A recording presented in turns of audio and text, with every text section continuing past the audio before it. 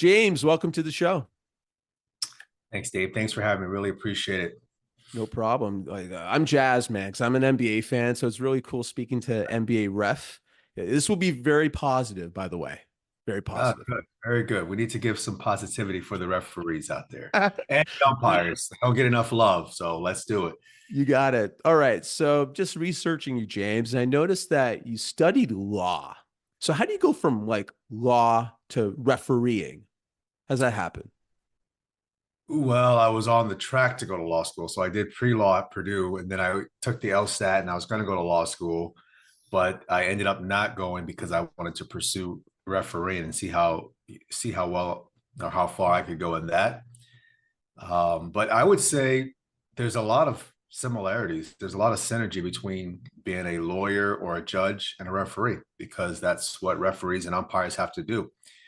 You have to know the law, so that's the rule book, and the NBA rule book compared to like the NFL rule book or MLB, it's not very long at all. It's about 75 pages or so, but there's a lot of information in those 75 pages. I mean, it's packed with information. And we have a case book that has about 500 plays. So the case book is like the precedent of the law, right? The only difference between us and a judge is we don't get to deliberate necessarily. We have to make decisions in real time. So you're using the case book, the rule book as the law. And then when the plays happen, you as a judge are trying to discern what is and is not illegal. So there's actually a lot of similarities between lawyers, judges, and what referees and umpires do. My goodness. So, and you have to make those decisions like rapidly. It's not an easy gig. No, no, not at all. If there is one thing I could get people to get out of this interview is that refereeing basketball, any sport really, but I can speak to basketball, so that's what I do. Extremely difficult. People Mm. have no idea how hard it is. We always say people think they can do it because it looks easy on TV, but I assure you, it's extremely hard. It's a fast-paced game. You have big bodies moving at a rapid pace in a small confined space, and you're having to get an angle to see these plays that happen like that. And Yep. it's not as easy as people think. But I always encourage people. We're always looking for referees. So sign up for your local high school association. We need referees. If you think you got what it takes, you think you can do it, we would love to have you. We need more officials because there's such a shortage of them today. So they can get out there and try their luck and get some firsthand experience and knowledge about how hard it is. So why is there a shortage? Is it because it's so tough to get a gig or I don't It's know. not tough at all, actually. It's easy to sign up and get started, but most people just aren't doing it. Mm. Even those of us who are, I came up with, we started usually in college. I started refereeing intramurals at Purdue when I was an undergrad there. A lot of the people that I work with today, they started intramurals. Some of them played basketball, but I think there's a combination of things. Number one, the pay. Number Mm. two, just the fans. The fans they're kind of emblematic of society right now as a whole Sure. with how we treat one another. And I don't think many 18, 19, 20-year-old kids are going to go out there and deal with the verbal abuse. I think they've made a business decision not to do it. They'd rather do something else. I don't know, work at Chipotle, drive an Uber, something else that doesn't involve people screaming and yelling at them as if they just, stole their firstborn child or something. So there is a big shortage in the US for sure. And around the world, games are getting canceled and postponed at the high school level because they just don't have referees. I don't know what the answer is to that. I do think referees need and umpires need more visibility because no one knows anything about the job, Yeah. and that might encourage others to think about, I never thought about this as a part-time gig, something that I could do on the side, because no one ever talks about it. So I think part of it is lack of information. They don't know where to go. They don't know how to get started. And so if we can kind of bridge that gap, bridge the empathy gap, something we talk about a lot at Ref Masters, because there is no empathy anymore. There's just we just live in a world where there is. I say it all the time. There's just no grace, and that we No, have to change. James, I had the solution, my friend. Marketing. You guys got to do a Marketing. better marketing job. You guys need like a prodigy, like a referee chosen one that, you know, you know what I mean? That has the cachet that attracts people to the events. I don't know. Is it personality? Like, I don't know. But marketing, you got to get more sizzle, James? I agree. I think marketing is a big thing. Like referees are always in the background. We're never, and I get that. That's what referees are supposed to be. Hmm. But you're looking for talent. You're looking for people to help curate their ability and help hopefully in 10, 15 years they can be ready for the professional ranks Right. or the high level college ranks. But if you don't have a pool of candidates, you're not going to have those, you're not going to have people readily available for your leagues in 10, 5, 10 years. And that's a problem. And I do think maybe more marketing, show people, listen, it's a fun job. It really is. You get to referee a kids game for us for a living. But even as a side gig, people can make really good money doing it. It's Hmm. gotten better at the college ranks. The high school ranks still have some ways to go. But if you can break into college, yeah, you can make some really good money doing this on the side. So yeah, So maybe we you just have to market it a little bit better. That's right. So you outlined, some of the tough parts of the gig. Like, what was the moment for you? You're at Purdue. You're like, you know what? This is what I got to do. Was there like a moment for you? I my in between my junior year and senior year, I finished finals. I was getting ready to go home for the summer, and I was working a tournament right before I left at Purdue. At that time, this would have been 2000. They were paying $20 an hour, so I was like, yeah, I'm going to work this tournament because it's $20 an hour, man. That's some really good money. I can work. I don't know. I think I was going to work 8 or 10 games that weekend, and $200 cash taken on the way home. And the last game I worked in that tournament was a game with two other officials I'd never met. And after the game was over, his one of the gentlemen, his name was Chuck Jones. He comes to me and he asked me if I ever thought about refereeing. And I was like, no, like, what do you mean? And he said, I think you have what it takes to be like a professional referee. I think he didn't say professional. He says, I think you have what it takes to make it to the show. And I said, well, what's the show? Because I had no idea. It was just totally going over my head. He's like, the NBA. I'm like, oh man, yeah, come on, right? I'm like a 20-year-old kid. I've been refereeing intramurals for 3 years. I was like, you're crazy. Like, there's no way. So I'm listening to this guy talk, and he's like, well, I really do think you have what it takes. I think you've got some talent, you've got some skill. Here's my information. If it's something you decide you want to do, give me a call and I can connect you with the people. I was junior year of college. I was dead set on taking the LSAT in December, studying, getting ready for that. I had my schools I wanted to go to all lined up for the application process. Basketball refereeing was not anywhere on my radar. And I remember taking the LSAT. I was like, I really like the basketball refereeing thing. And I kept that guy's number, and I remember calling him after I took the exam. I was like, so could you talk to me more about this refereeing thing? And long story short, he told me he got me in touch with the right people. And after I graduated, they said, if you want to give this a shot, we have this camp in Murfreesboro, Tennessee. Come on down. It's $500. And I was like, $500? How the heck am I going to get $500? I'm a poor college kid, first generation college student. I have no money.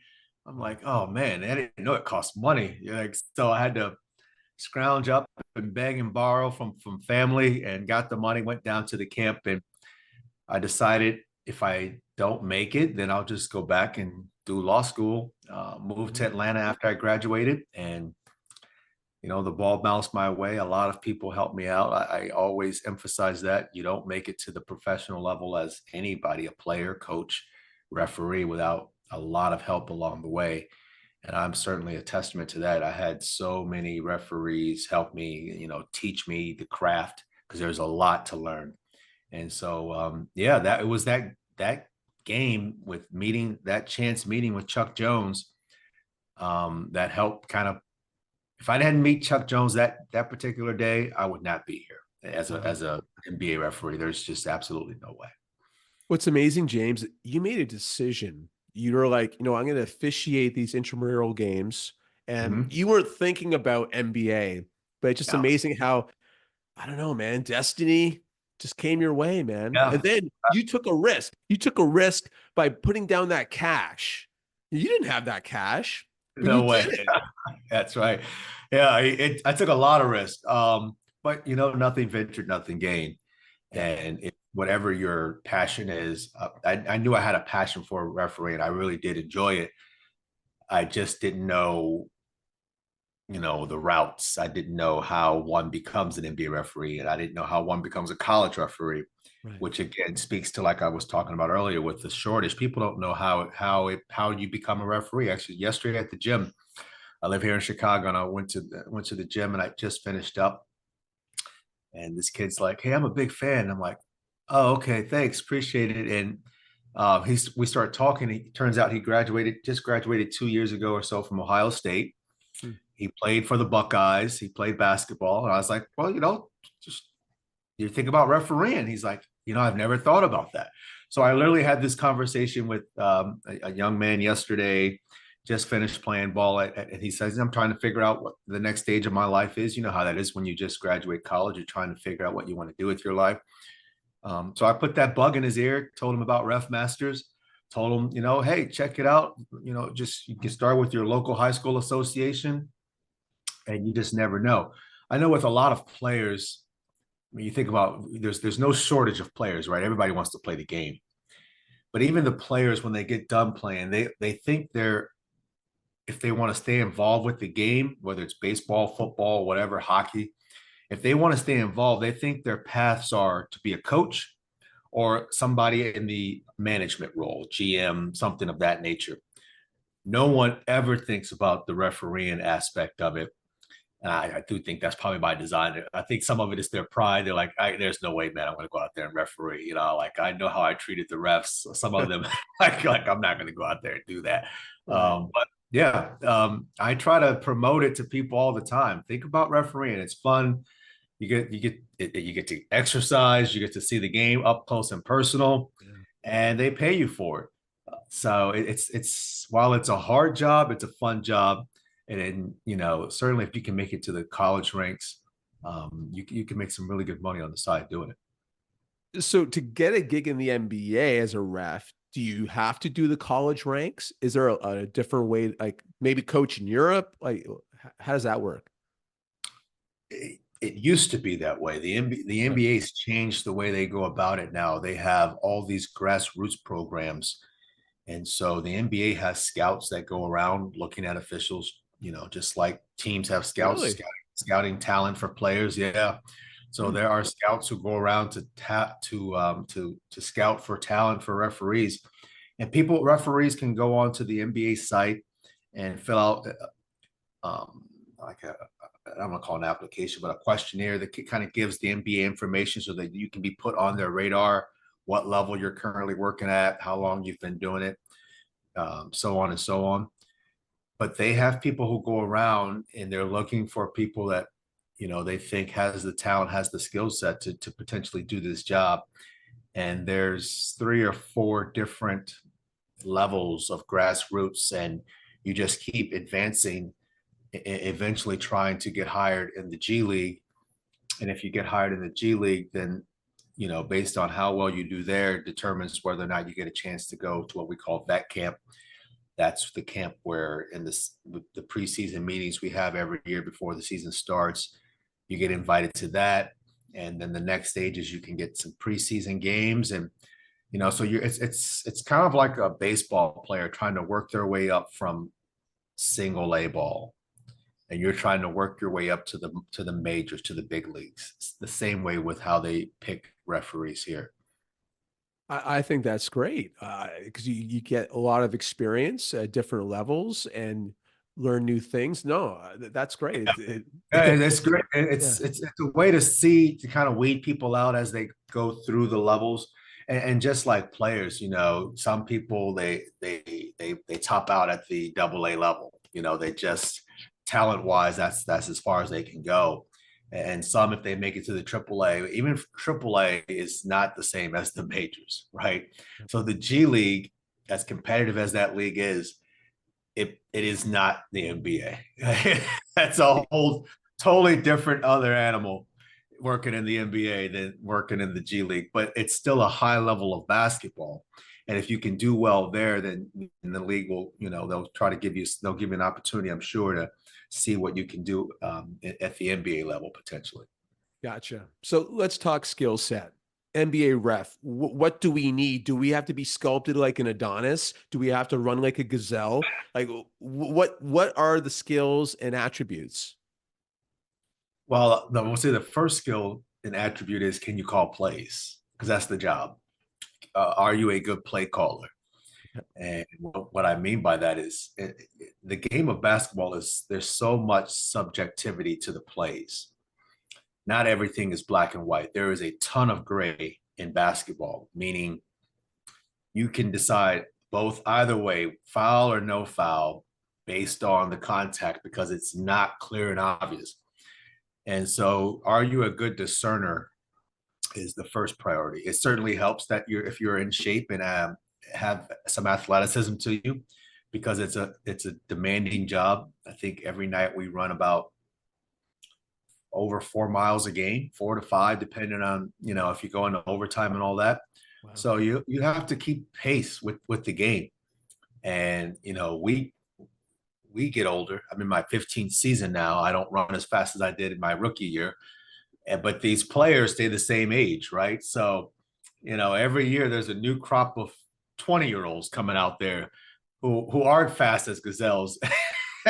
And my days of being a good, that day, first of all, I never had those days because, God didn't gift me with those talents.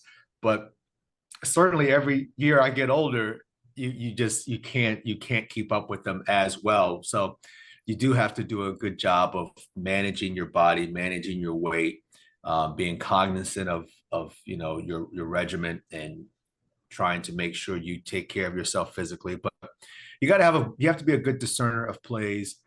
You have to be a good communicator. That is something I constantly work on. It's because it's a game that has a lot of emotion and people are constantly coming at you. And so you have to learn how to deal with that. We have a job that is not a normal job, in the sense that most people, when they go to their office, nobody is screaming and yelling at them, and that's kind of okay. It's just like, oh, that's just par for the course at this company. And people just come by your cubicle and yell at you. Why'd you put the decimal point in that spot? If you're an accountant, I don't know. So we are in a unique situation where there is a ton of, I call it verbal abuse. I don't care what anybody says. It's like a ton of verbal abuse. And you have to learn how to deal with that and manage that. So you're trying to manage 10 players, 2 coaches in a highly competitive environment. So you got to have patience. You got to have good communication skills. You got to have willpower. You got to have strength. You have to have all those things in order to be a solid, effective referee at the professional level. Otherwise, they will just, it'll be a shark smelling blood and water, and they'll just devour you out there. So you get that thick skin, like through experience, right? You're going through the different levels. You deal with the fans, you deal with the players. I'm assuming that's how you get to that level of the NBA level, where you're like, okay, 20,000 fans hate me right now, but I'm good. I'm cool as a cucumber because I got this. Yeah, that just comes with experience. Like, if you started refereeing today, tomorrow at the kids game, it won't be 20,000 fans. There might be 50 of them, but they're going to be yelling at you, right? That's just the nature of the work. The fans, we don't even, we hear them, but we don't hear them, if that makes any sense. Sure. You are so focused on the job at hand that you don't hear them. you are working, you're focused, you're trying to see these plays and referee these plays in this really fast-paced game. Mhm. It's really about just managing the players, managing the coaches. The fans, they're going to be fans. It's just part of it. I totally get it. You can't, yeah, if you can't deal with the fans, you can't do the job. And you'll know right away if you start refereeing, eighth graders, and if the fans are getting on you, and they will be, Yeah. if it just drives you crazy where you're like, I've had it with this, then it's probably not for you. But if you can still find the joy in the work, it's like, oh, this is actually fun when people, even though people are yelling and screaming at you, then yeah, you might be someone who has a future in this. Gotcha. So James, talk about a day in the life. Say it's game day. How do you prep? What's going on? Yeah, so game day, we arrive the day before, unless we have a back to back, which is, then you're obviously getting in the day of the game. But we get in the night before. Usually, as a crew, we may go to dinner if everybody's in, if somebody's not on a back to back. But the day of the game, we do have quite a bit of work to do. So my day of game looks like I get up, I do my workout, um, some cardio, um, some weight training. I usually work out for about an hour, hour and 15 minutes. And then I'm studying some of the rules, some of the case book, constantly studying those books. I do that for about 45 minutes. Usually in about 45 minutes, if I'm just looking at the case book, I can get through 50 case book plays, something like that. Wow. Then I'm preparing for the meeting. We have a day meeting where the crew meets as a whole, where we are going to talk about new rules, points of education, the teams that we have tonight, what we can expect. We'll watch some of their games, their previous games. So if we have team A versus team B, we're looking at team A, their previous game, what kind of action are they running, who's first off the bench, who are they starting, team B, what are our matchups going to look like, who do we need to pay a little extra attention to? Maybe they have the ball in their hands a lot, or maybe, whatever their role is for the team. So we are doing a lot of like scouting. We're looking at to make sure we're prepared for what they are going to bring tonight. So we do that for about an hour as a crew. We're going over all of that work, trying to figure out what we can expect tonight at 7 p.m. And then after that meeting, usually some people go work out if they're not morning people. Um, if people want to go to lunch, we'll go to lunch together. But then we meet, we have to be at the arena an hour and a half before the game. Mm. So after lunch, I may do a little bit more work of some kind, and then I take my afternoon nap, get ready for work. We head over to the arena. We get into the locker room an hour and a half, and we have medical staff that helps us stretch out or any kind of ailments we may be dealing with. We also have another meeting where we're going over the matchups in more detail. We're going over the active lists. Okay, who's not playing, who is playing, in case someone's been out for a while, now they're back. And we're just going over the mechanics of the job, how we are going to cover plays, how we're going to handle situations if they should come up. So we're doing that for about 30 minutes in the locker room. And then when there's 15 on the clock, we go out and we get ready. We watch the warm-ups, we get ready to go, and we toss it up, and there you have it. And then after the game in the NBA, we do breakdowns. We look at tape because we have the computer systems in our locker room connected to our replay center in New Jersey. So we can get some immediate feedback on plays or situations that we may have had. And then after that, we go back to the hotel. The crew chief has a report that he or she has to do. You do the report that goes to the bosses and management in the NBA, where you're letting them know what happened in the game. So, my night typically ends around a 7 o'clock game. I might finally be done, close my laptop around, I don't know, 12:30, 1 a.m. And then it's pack the bag and you're going on to the next city for the next, and you do it all over again. I just had no idea. It was just such a thorough kind of prep happening here. It's not like you guys just show up and say, okay, let's just tip off. Let's do it. There's a lot of thoughtfulness going into this. Yeah, Wow. I think people think that. I think they think we just show up. And I think some of them think we just show up in our uniform. Like they're like, no, we actually we don't come to work in our uniform. Right. But yeah, no, there is a lot of work that goes into it behind the Right. scenes. And a lot of it revolves around the tape work. We watch a lot of film, Okay. just like players and coaches. That's if you can't be an NBA referee if you're not watching film. It's just not possible. You're not Mhm. going to get any better. So yeah, we watch a lot of film. We have a lot of long days, long nights. It's just part of the job. We're used to it. But yeah, when you have a day at home like I do today, you would take advantage of it. You really you embrace that time off. Well, thanks for spending some of that time with me, man. I appreciate Absolutely. us, No, no worries. viewers and listeners. So travel, like how often do you travel, man? Like how many games do you do in a season? Um, I do about 3 or 4 a week. I will probably end up around 65. I think it will be the number 65 games, and I may do um, 6 to 8 replay assignments. So you're looking at about 70, low to mid 70s assignments, 65 games, 6 to 8 replays. I usually get about during a regular month, you're talking about 6 to 7 days at home in the month. So you're about on the road about 23, 24 days. Man, that's Yeah. commitment, man. That's And dedication. I'm not sure if it's commitment or dedication or insanity, but I'm so used to it now. So Oh my goodness, man. Well, this yeah. is very insightful stuff, man. Especially being an NBA fan like me, like just understanding your side of things, the referee. It's really cool, man. James, listen, this has been great. Any like final advice you can offer people out there who want to be an NBA referee? Yeah, listen, if you want to be an NBA referee, it's a very hard job to get. There's about 75 of us. And for context, there's about 450 players. So there's 450 spots to be a player, 75 spots to be a ref. As with anything in life, what you put into it, that's what you'll get out of it. Hmm. And if you want to do something like this, then you're going to have to make sacrifices. There's a lot of sacrifices you have to make in order to get to this level.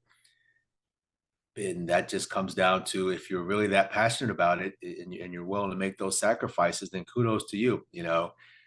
I will say that the journey is always never as easy as people think. There's always ups and downs, peaks and valleys. Just don't get low when you get into the valleys, right? Just when the Hmm. valleys come, don't get too low. It's a part of the work, it's part of life. We're not perfect. There's always going to be mistakes made, but you can't get too down on yourself where you start, doubting your ability or doubting whether or not you're going to make it to whatever level you're trying to get to. So don't let the valleys deter you from reaching your goals. And if you're really gung ho about it, man, don't listen to the naysayers either. Right. Don't listen to the naysayers. There's so many people out there that are negative about, oh, you'll never make it, oh, you can't do it. Hmm. Don't listen. Let that be your fuel that motivates you to prove people wrong. But we need people at the highest levels, college and pros. And so, yeah, give it a shot. Give it your best. Go out there and do the best you can, and then you let the chips fall where they may. You meet a lot of great people in this business. I've got some of my best friends and are people we came up together because it's like going to boot camp together. You're really like going through military training, and so you develop this bond. So I would just highly recommend if you're interested, go on out there and do it. Have Hmm. some fun while you're doing it. Don't forget to have fun, right? At the end of the day, and at every level, whether you're doing eighth grade kids or you're working the NBA at every level, it is still a game. And we cannot lose perspective of that. That we are not curing cancer. We are not feeding the hungry. We are not, picking up guns and we're not on some front in a war. This is a game. So never lose sight of that. Keep everything in its proper perspective. And, have fun. Have fun. Life is short. Go out and have fun. I love it. Well said, James. Amazing. Amazing advice, everybody. Amazing. James, thanks again, man. I appreciate it. It's my pleasure. Again, thanks for having me. Really, really appreciate the time.